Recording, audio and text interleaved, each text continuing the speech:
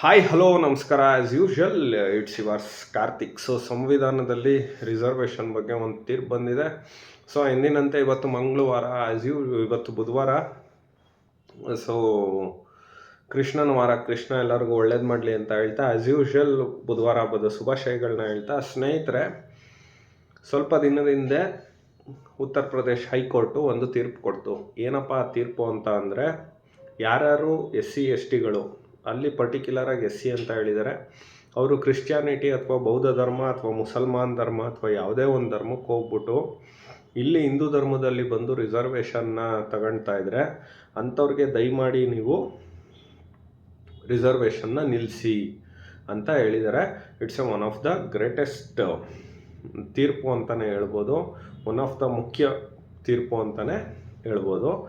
So ನಾನು ಯಾಕೆ ಹೇಳ್ತೀನಿ ಅಂತ ಅಂದರೆ, ಇವರು ರಿಸರ್ವೇಷನ್ ತಗೊಳ್ಳೋದಕ್ಕೆ ಇವ್ರ ತೆವಲ್ಗೆ, ಇವ್ರ ತೀಟೆಗೆ ಹಿಂದೂ ಧರ್ಮ ಅಂತ ತೋರಿಸ್ಕೊಂಡು ಮಜಾ ಮಾಡೋದಕ್ಕೆ ಇನ್ನೊಂದಕ್ಕೆ ಮತ್ತೊಂದಕ್ಕೆ ಕ್ರಿಶ್ಚಿಯನ್ರು ಇನ್ನೊಂದಕ್ಕೆ ಹೋದಂಥ ಸಂದರ್ಭದಲ್ಲಿ ಹಿಂದೂ ಧರ್ಮದ ಸವಾಸ ಯಾಕೆ ಬೇಕು ಅಂದರೆ, ಇವ್ರುಗಳ ಉದ್ದೇಶ ಏನಪ್ಪ ಅಂದರೆ ರಿಸರ್ವೇಷನ್ಗೋಸ್ಕರ ಹಿಂದೂ ಧರ್ಮನ ಬಳಸೋ ಅಂಥ ಒಂದು ಅಯೋಗ್ಯ, ಅಂದರೆ ಯಾರ್ಯಾರು ಬಳಸ್ತಾ ಇದ್ದಾರೆ ಆ ಥರ ಅಂಥ ಅಯೋಗ್ಯ ಜನ ಅಂತ ನಾನು ಈ ಸಂದರ್ಭದಲ್ಲಿ ಹೇಳೋದಕ್ಕೆ ಇಷ್ಟಪಡ್ತೀನಿ. ಸ್ನೇಹಿತರೆ, ಮುಂದುವರೆದ ಭಾಗವಾಗಿ ಇಲ್ಲಿ ಕರ್ನಾಟಕದಲ್ಲಿ ಸೆನ್ಸಸ್ ಆಯಿತು.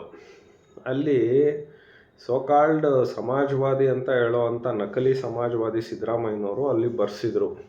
ಏನಂತ, Vokkaliga Christian, Hindu Christian, Kuruba Christian and then SC Christian, ಈ ಥರ. ನಾನು ಕೇಳೋವಂಥ ಸಂದರ್ಭದಲ್ಲಿ, ನೀನು ಸೆನ್ಸಸ್ ಮಾಡೋವಂಥ ಸಂದರ್ಭದಲ್ಲಿ, ಈಗ ಉದಾಹರಣೆಗೆ ನಾನು ಒಕ್ಕಲಿಗ ಆದಮೇಲೆ, ಒಕ್ಕಲಿಗನಾಗಿ ನಾನು ಕ್ರಿಶ್ಚಿಯನ್ಗೆ ಹೋದ್ಮೇಲೆ ಒಕ್ಕಲಿಗಂದು ಯಾಕೆ ನಾನು ಬರೆಸ್ಬೇಕು? ಸೊ ಮಿನಿಮಮ್ ಸೆನ್ಸ್ ಇಲ್ಲದೆ ಇರೋವಂಥ ನಮ್ಮ ಒಬ್ಬ ನಕಲಿ ಸಮಾಜವಾದಂಥ ಸಿದ್ದರಾಮಯ್ಯನವರು ಈ ಥರ ಎಲ್ಲ ಬರ್ಸಿದ್ರು. ಅದು ಗಲಾಟೆಗಳಾಯಿತು, ಕೊನೆಗೆ ಅದನ್ನೆಲ್ಲ ಕೈ ಬಿಟ್ಟರು. ಅಂದರೆ ಇಲ್ಲಿ ನಾನು ಹೇಳೋದು, ನೀನು ಇಲ್ಲ ವಿಶ್ವಮಾನವ ಅಂತ, ಈಗ ನಾವೆಲ್ಲ ವಿಶ್ವಮಾನವ ಅಂತ ಬರ್ಸೋದಕ್ಕೆ ನಾನಂತೂ ರೆಡಿ ಇರ್ತೀನಿ, ಬೇರೆಯವ್ರಿಗೆ ಗೊತ್ತಿಲ್ಲ. ಬಟ್ ನಾನು ಹೇಳೋದು, ನೀವು ಯಾವುದೋ ಒಂದು ಸವಲತ್ತುಗಳಿಗೆ ನೀವು ಒಂದು ಧರ್ಮ ಬೇಕು, ನಾನು ದಲಿತನಾಗಬೇಕು ಅಂತ ಹೇಳಿ ಇನ್ನೊಂದು ಧರ್ಮಕ್ಕೆ ಹೋಗೋವಂಥದ್ದು ಎಷ್ಟರ ಮಟ್ಟಿಗೆ ಸರಿ? ಯಾವ ನೈತಿಕತೆ ಇದೆ? ದಲಿತ ಬಾಂಧವರೇ, ನಾನು ಹೇಳೋದು, ಎಲ್ಲದಕ್ಕೂ ಸಂವಿಧಾನದ ಬಗ್ಗೆ ಮಾತಾಡ್ತಿರಲ್ಲ, ನಾಚಿಕೆ ಆಗಲ್ವಾ ನಿಮಗೆ? ನಾನು ಇದನ್ನು ಹೋಗೋವಂಥವ್ರಿಗೆ ಮಾತ್ರ ಹೇಳಿರೋದು. ಇಂಥ ನೈತಿಕತೆ ಲಜ್ಗೆಟ್ತನ ಮಾಡಿರೋವಂಥ ಒಂದು ಜನಗಳಿಗೆ, ಅಂದರೆ ಒಂದು ಆ ಗ್ರೂಪ್ ಏನಿದೆ SC STಗಳಿಗೆ, ಅವ್ರಿಗೆ ಮಾತ್ರ ನಾನು ಹೇಳ್ತಾ ಇರೋದು, ಬೇರೆಯವ್ರಿಗಲ್ಲ.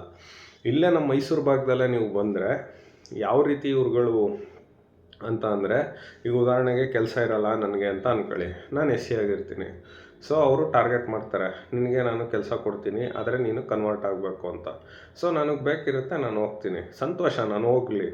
ಬಟ್ ಸವಲತ್ತುಗಳಿಗೆ ಮಾತ್ರ ನಾನು ಹಿಂದೂ, ನಾನು ದಲಿತ ಅಂತ ಇದು ಮಾಡೋದು. ಇದರಂಥ ಒಂದು ಲಜ್ಜೆಗೆಟ್ಟತನ, ಇದರಂಥ ಒಂದು ಅನೈತಿಕತೆ ಅಂತಲೇ ಹೇಳ್ಬೋದು.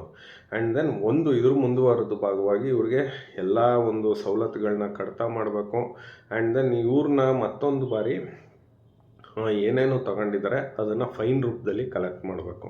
ಆಮೇಲೆ ಮಾತೆತ್ತಿದ್ರೆ ದಲಿತ ಬಾಂಧವರು ನಾವು ಹಂಗೆ, ನಾವು ಹಿಂಗೆ, ನಮ್ಮ ಸಂವಿಧಾನ ಅಂತಾರಲ್ಲ, ಈ ಒಂದು ಇದನ್ನೇ ನಾನು ಹೇಳ್ತಾ ಇರೋದು, ಸಂವಿಧಾನಗಳು ಬದಲಾಗಬೇಕು. So one of the greatest ತೀರ್ಪು ಅಂತಲೇ ಹೇಳ್ಬೋದು ಉತ್ತರ ಪ್ರದೇಶಲ್ಲಿ ಕೊಟ್ಟಿದ್ದಾರೆ. ಆ್ಯಂಡ್ ದೆನ್ ಆಮೇಲೆ ನನ್ನ ವೈಯಕ್ತಿಕ ಅಭಿಪ್ರಾಯ ಅಂದರೆ, ಈ ವೇಶ್ಯರು, ಮೈ ಮಾರ್ಕೊಂಡವರು, ಅಟ್ಲೀಸ್ಟ್ ಅವ್ರಿಗೆ ಆ ಒಂದು ಜಾಲಕ್ಕೆ ಹೋಗಿ ಆ ಥರನೋ, ಅಥವಾ ಅವರು ಸಮಯ ಸಂದರ್ಭ ಅಥವಾ ಆ ಒಂದು ಇದಕ್ಕೆ ಎಷ್ಟೋ ಮಾನವಾಗಿ ಬದುಕ್ತಾರೆ. ನನ್ನ ಪ್ರಕಾರ ಅದು ಒಂದು ವೃತ್ತಿ ಅಂತ ಕನ್ಸಿಡರ್ ಮಾಡಿದ್ರೆ ಅವರು ಮಾಡ್ತಾರೆ. ಈ ಥರ ಹಿಂಗೆ ಇಲ್ಲಿ ಹಿಂದೂ ಧರ್ಮ ಅಂತ ತೋರಿಸ್ಕೊಳ್ಳೋದು, ಇಲ್ಲಿ ಸವಲತ್ತು ತಗೊಳ್ಳೋದು, ಇನ್ನೊಂದು ಧರ್ಮಕ್ಕೆ ಹೋಗೋದು, ಇದು ಅತ್ಯಂತ ಲಜ್ಗೆಟ್ತನ.